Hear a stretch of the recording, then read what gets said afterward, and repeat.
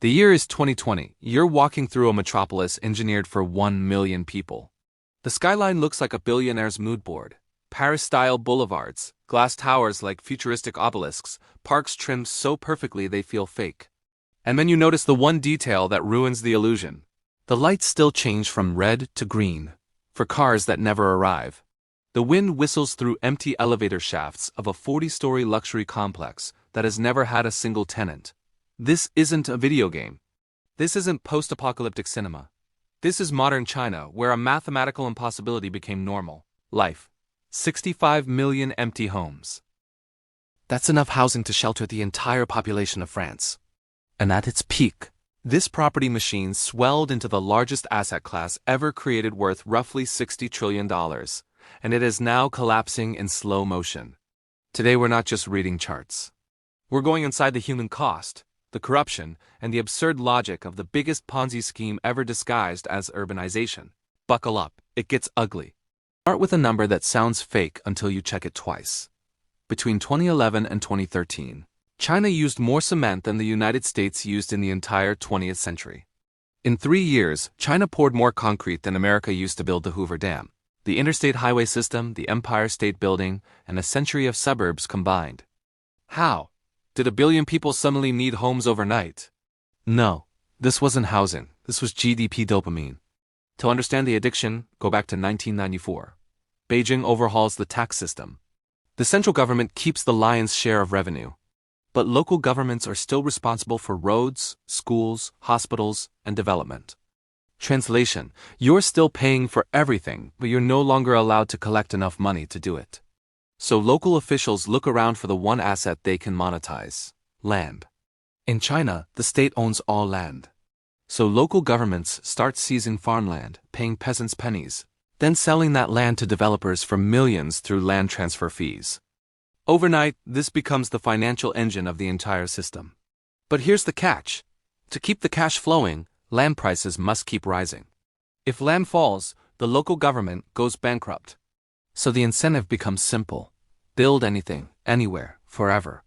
Because GDP doesn't ask whether the project is useful. GDP only asks whether money moved. This is where the system evolves from growth strategy into a self-feeding monster. Local governments create corporate shells called local government financing vehicles, LGFVs, entities that borrow from banks to fund infrastructure and development. These vehicles are now sitting on an estimated $9 trillion in hidden debt. And the scariest part? Nobody knows the real number.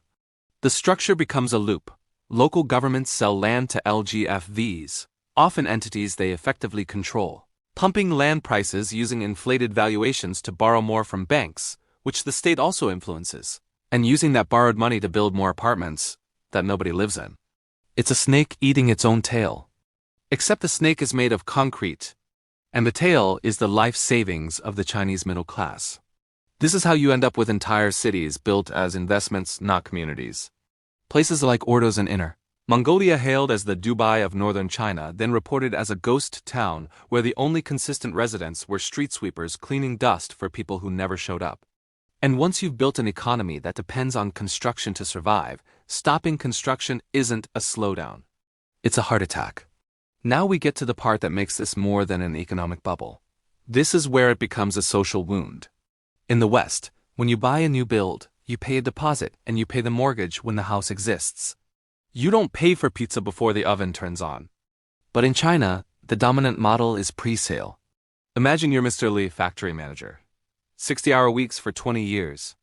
Your son wants to marry, but culturally, no property deed means no spouse.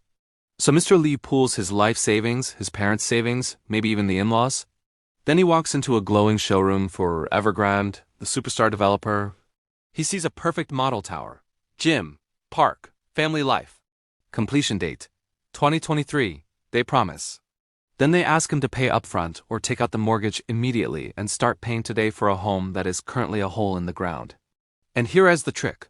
Roughly 90% of homes in China were sold before they were completed. That means millions of families were financing. This is where the pre-sale model turns into a Ponzi. Developers take Mr. Li's money, and instead of finishing Mr. Li's building, they use it to buy new land which local governments need to sell. then use that land as collateral for new loans, then market new projects to new buyers to cover old debts. Old investors don't get paid with profits. They get paid with new investors. For 2 decades, it worked, because prices only went up.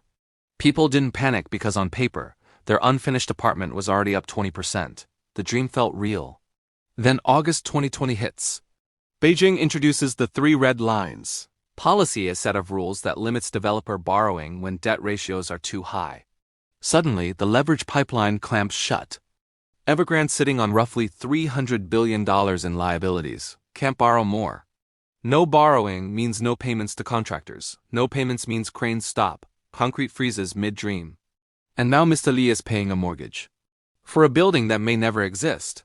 In 2022, something spreads across China that terrifies the Communist Party more than external enemies: the mortgage boycott.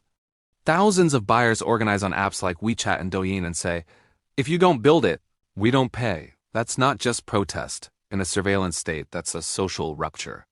People post videos living inside unfinished towers. Concrete shells, no windows, no electricity, no running water. Cooking on camp stoves and high-rise skeletons. Holding signs that read, "Give us our homes." Meanwhile, the money went everywhere except where it was supposed to go: into side projects, into risky ventures, into debt service, and yes, into the lifestyles of tycoons. Evergrande's founder Su Jiayan was once the richest man in Asia: yachts, jets, luxury collections, while ordinary families slept under mosquito nets inside buildings that weren't buildings yet. This wasn't just a market failure. It was a breach of trust at national scale. Even if the financial machine hadn't snapped, China is running into a biological wall. Real estate is a game of musical chairs. You buy a chair hoping someone later will pay more to sit in it. But in China, the music is slowing, and the players are leaving the room. Start with the one-child policy, introduced in 1980. It prevented an estimated 400 million births. Those missing people are exactly the age group that would be buying first homes now. China as population fell in 2022 and 2023, the first sustained drop since the Great Famine era of the 1960s. Then there's the 4-2-1 structure: 4 grandparents, 2 parents, 1 child. For years it pumped the bubble 6 wallets for 1 apartment. But later, it becomes the nightmare.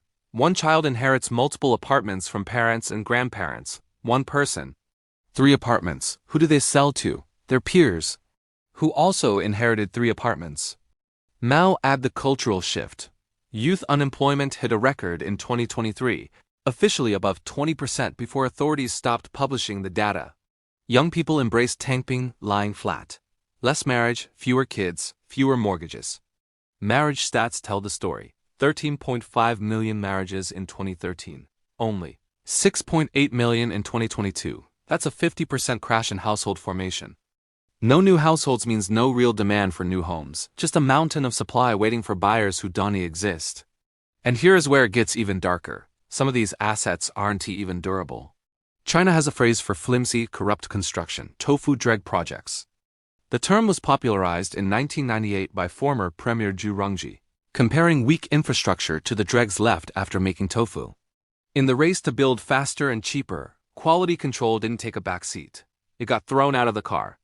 We've seen footage where concrete crumbles under pressure, walls hide foam, rebar is thin, balconies fail. Corruption is the invisible ingredient. Bribes to inspectors, cost-cutting, and shortcuts like using sea sand in concrete. Sea sand contains salt, and salt corrodes steel. The result: many Chinese buildings are estimated to last 25 to 30 years, compared to 70 years in many Western markets. So the investment isn't a timeless asset. It's a timed liability. When you combine 65 million empty units with a chunk of construction that may not age well, you don't have a housing market, you have a landfill with a skyline. And here's where it gets even darker. Some of these assets aren't even durable. China has a phrase for flimsy, corrupt construction: tofu dreg projects. The term was popularized in 1998 by former Premier Zhu Rongji, comparing weak infrastructure to the dregs left after making tofu. In the race to build faster and cheaper, quality control didn't take a back seat. It got thrown out of the car. We've seen footage where concrete crumbles under pressure, walls hide foam, rebar is thin, balconies fail. Corruption is the invisible ingredient. Bribes to inspectors, Cost-cutting and shortcuts like using sea sand in concrete. Sea sand contains salt, and salt corrodes steel. The result: many Chinese buildings are estimated to last 25 to 30 years, compared to 70 years in many Western markets. So the investment isn't a timeless asset.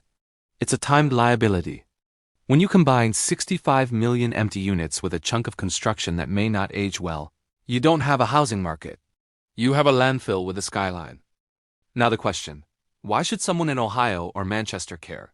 Because China's property collapse doesn't stay in China. It leaks into everything. First, commodities. For 2 decades, China absorbed huge shares of global materials: steel, copper, iron ore, lumber. Countries like Australia and Brazil built economic strategy around feeding China's construction appetite. If China stops building, demand collapses, revenues fall, emerging markets slow, and the shock eventually ripples into global stocks and jobs. Second, global real estate. Part of the housing surge in places like Vancouver, Sydney, London, and parts of California was fueled by Chinese capital trying to exit China. Now the liquidity crunch forces selling.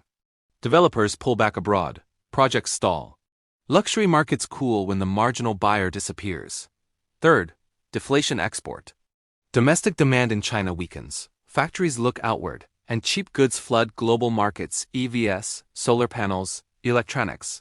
Sounds great until it crushes local industries, triggers tariffs, and escalates trade wars. So yes, your life in Ohio can be touched by a decision made in Beijing. The monster doesn't stay in the haunted house. It walks into the city. Put yourself in Beijing's position. There are 2 options, and both are disastrous.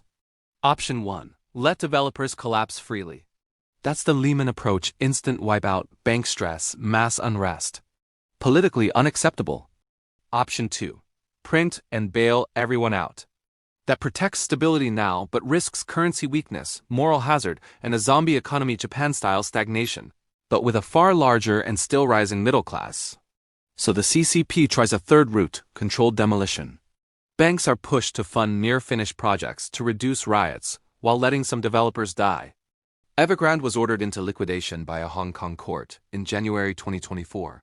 But inside mainland China, enforcement and reality are fragmented. Local governments protect themselves. The center tries to manage the fallout. Defaults spread.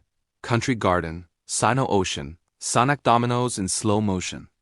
Meanwhile, China tries to pivot from property estimated around 30% of GDP into new productive forces: chips, AI, EVs, high-end manufacturing. But the hold is massive. High-tech might be 10% to 15%. You don't replace a concrete empire overnight with silicon. And here's the real lesson for everyone watching. This isn't just China being China. This is human psychology in its purest form. Believing real estate only goes up, treating homes like savings accounts, and building prosperity on leveraged optimism. China didn't invent the mindset. China just took it to its logical extreme and built 65 million empty monuments to it.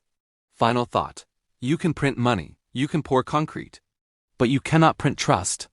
And once confidence dies in a speculative system, it doesn't come back on command.